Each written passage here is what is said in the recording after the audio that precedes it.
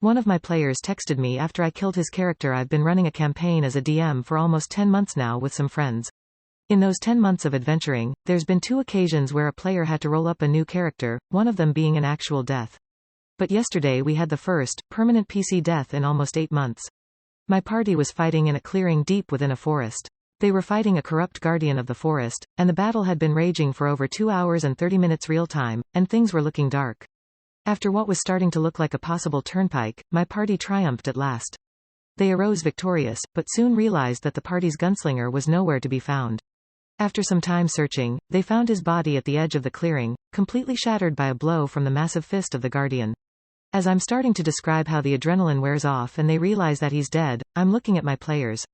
My friend the gunslinger is just staring at a wall, our fighter is on the verge of crying and biting her nails, the monk and the rogue are just passing looks back and forth between me and each other.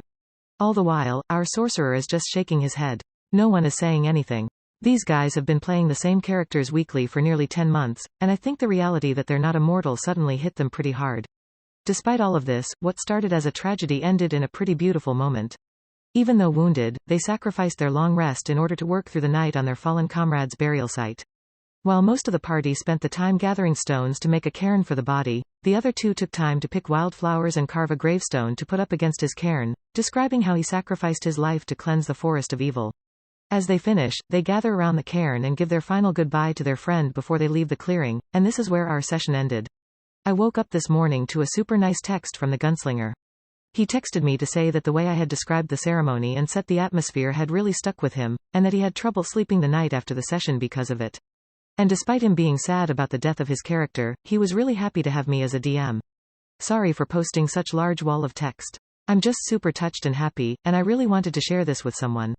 I feel that when I set a scene and my players play it out so well that it has this sort of an impact on someone, we really made magic happen, and that I really accomplished something as a DM.